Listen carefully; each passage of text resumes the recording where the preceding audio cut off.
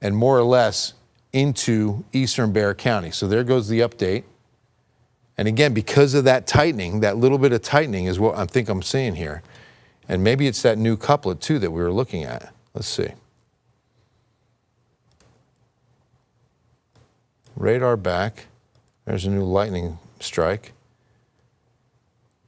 But really not an impressive hook echo by any means. Okay, so we'll look at that view, but let's get back to velocity now. Yeah, not a real defined gate-to-gate shear area for sure, because we're right over 1604 at Highway 87. And you look at the time of day, and there are just a lot of people that would be traveling in this area, traveling home for the evening, traveling to work. St. Hedwig, China Grove, right over Highway 87, right at 1604. Number of motorists here. So Lord, I pray for protection. God, your sovereignty is what we lean into in moments like this. That drivers stay aware, stay alert, that you give them wisdom. Bless these drivers with wisdom. Keep them safe. Put angels around them of protection as they travel. Thank you, Lord. We're just going to get you home safely. This will be lasting for another 30 minutes at least, it looks like. So if we even stay on this product and move it northeast, let me make sure on the warning before we track on exactly what parameters we're looking at.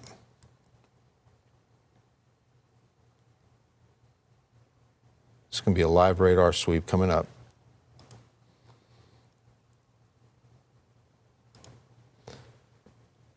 Southwestern Guadalupe, north central Wilson, east central Bexar. So that's the region. Again, 3 counties are covered, or portions of. This storm is located near Calaveras Lake, but now 13 miles south of Converse and moving directly north at about 15 miles per hour. So it's changed direction slightly and moving north at 15. So we'll save that view, go back to velocities.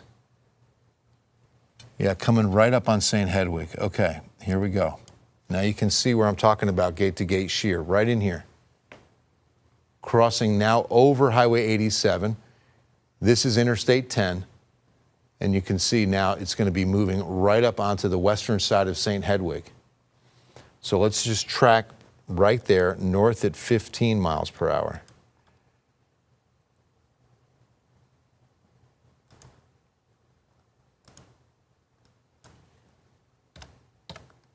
Okay, right on that vortex, and let's go north.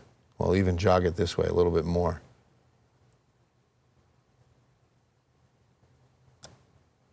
Okay, if you were in this blue box, if you were in this region of eastern Bexar County, moving up into Guadalupe County, please take cover now. Please protect your family. River of Life Christian Fellowship, 619. Annunciation School, 627. Lower Valley School, 656. The town of Cibolo at 704. Lenhoff Stadium at 705. Elaine Schlatter Middle School. Schlather Middle School at 714. So moving right across Interstate 10. This could be really dangerous when you consider how many people are traveling in both directions on Interstate 10 from Seguin into San Antonio or San Antonio out towards Seguin for the day. I mean, it's a 6:15, 6:20 almost, and that's rush hour indeed. As people are getting off of work, this is going to be a dangerous situation as this storm moves right over I-10, a densely populated interstate, very well traveled this time of day. Back again, and that is a far-reaching warning that again was shifted. We had it much smaller, and Wilson County owned most of that last warning, but now it's really Bexar County owning the majority of it, as it's from St. Hedwig now moving more north. See that little jog of a shift? Look at that. You can see it. Just shift west. Watch that right there. Right at the end, go west. and really going to be coming in hard on St. Hedwig. St. Hedwig, please make sure that you are safe. Make sure that you're in a safe room right now, because this could be a full-fledged tornado at any second. This could be forming in the upper level of the thunderstorm and just drop. And it happens so quickly, there's no time at that moment to find that safe room. That's why I always say, have that safety plan that your whole family knows about. It's like the sport of baseball. When I played baseball and I was taught, and then I coached it when I got a chance to coach Little League Baseball. You decide what you're going to do before the pitch is thrown. If you're out in the field, you decide what you're going to do if the ball's hit to you before the pitch is thrown, so that when the ball's coming, there's no decision to be made. You've already made that decision. That's the same situation. Have that safety plan in place, because St. Hedwig, this is hitting right now. And it's time to get into your safe room. It's time to get away from windows, be surrounded by interior walls, have your bike helmet with you, have shoes with you, and have a means of communication with you as well. And please, please, please, reach out to someone who lives in this area. Make sure, just send them a text. Are you good? Make sure that they're aware that it's doing a lot more than just raining outside right now, that this is a dangerous, life-threatening situation. This is a tornado. This is a possibility of a tornado on the ground at any minute in this polygon, but especially St. Hedwig. You know, this is a sparsely populated area of eastern Bexar County, but these communities, this is where everybody lives in eastern Bexar County. St. Hedwig, Santa Clara. Now, Lavernia, you're out of harm's way, as is China Grove. This is kind of splitting those uprights and going right into St. Hedwig and moving directly north at about 10 to 15 miles per hour. We'll look for the shear again. And it looks like the concern spot is more over 1604 and just kind of west of the St. Hedwig marker, which is, I'm going to assume, of course, the city limits of St. Hedwig. And again, it's riding right up 1604. Wow. I mean, just think about the amount of motorists on 1604 between I-10 and 87 at this hour. This is a packed interstate. I'm just wondering if we have TransGuide cameras that are in this area. If somebody can maybe take a look at that and see whether or not we have a camera, because our Elmendorf camera is going to be out of reach on seeing this now. But maybe there's a 1604 East TransGuide camera that can give us a view. Interstate 10, top of your screen. You can see, just give you an idea of proximity to the Frost Bank Center, Loop 410.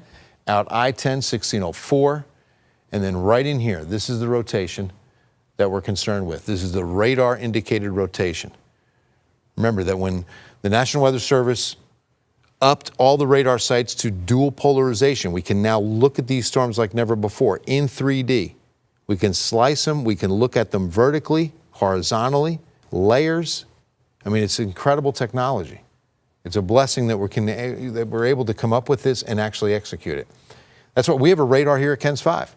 And it would cost millions of dollars to upgrade to a dual polarization radar. So that's why it's no longer a functioning radar. But when I got here in 1996, 30 years ago, that was a functioning radar. We had the controls just like I'm standing at here, and we had joysticks and we could move that radar, tilt that radar dish. We were the only ones that had one. It was really cool. Oh boy, blessing. Tornado warning's over. Praise God. That has just been canceled well before expiration time of 7 p.m. Look at that. Wow, did that change fast. See, we were on velocity for so long. Look at how much that changed in just a few blicks of the radar. Let's stop that right there. See that hook right there? You can see that hook echo, well defined south of 87. And then there's a fresh sweep as that storm collapses fast. Still producing very heavy rain for St. Hedwig. Still within a flash flood warning. So this will lead to some flooding issues in eastern Bexar County and St. Hedwig, but the biggest threat, the most dangerous threat has ended. The tornado warning has been canceled for eastern Bexar County. Flash flood warnings continue. Flash flood watch continues. I'll bring that up right now. We're at 6:24. So just give me an idea on time and how we want to move forward. Okay? I just want to, before we go to break, catch you up. We've got about 10. Look at this. This was actually extended now. This is a new flash flood warning out to Seguin, just up to Seguin on I-10. It includes northern Guadalupe County, just kind of hugging New Braunfels and the I-35 corridor. So most of Comal County, Canyon Lake, right up here, is not under a warning, but under a watch until tomorrow night. Then west, like I said, Bernie, Hondo, out to Uvalde, that's the 12 to 14 inch areas of rainfall that's on the ground now. So any additional rain in that area is going to be a life-threatening flood situation. Wait until you see, since we're going to have, time now and full coverage coming up on KENS 5 News at 10, what's happening in Bernie. I mean, Bernie's like underwater. River Road, aptly named, is literally a river, and the water is upwards, like just feet away from the traffic lights. Just feet below the traffic lights in Bernie. So a very dangerous situation if additional rain moves in there, and it's expected to. So I showed you the one cell that's dying down. Let me show you that we've got an excessive rainfall forecast with a flood threat through tonight and tomorrow. It's going to be slight San Antonio, Bernie, New Braunfels, but then it goes right up to a 3 out of 4. We're talking about Bandera, Kerrville, Hondo, Uvalde to Del Rio, okay? And so here's what future radar looks like. This model is going to show you what we've got, and this is going to give you an idea that we expect another round to move in tonight. So if I push this forward into the 9 o'clock hour, we could see isolated storms develop again, and then the focal point kind of shifts after midnight. Notice that it's from Hondo out to Del Rio, and that's the first round, 6 a.m., very heavy rain between Eagle Pass and Del Rio, moving east, and by 9 a.m., mid-morning hours, we've got heavy rain again. This could be the dangerous moment, mid-morning in Bernie, mid-morning at Uvalde. So that's where it's getting very dangerous as we head into Thursday. Please stay weather aware. Please download the KENS 5 app. We will keep you updated on all platforms this evening on the bottom of your screen during KENS 5 CBS programming. And of course, we're going to have full team coverage of it all on KENS 5 News at 10. God bless you. Enjoy your evening. And let's go to Wheel of Fortune.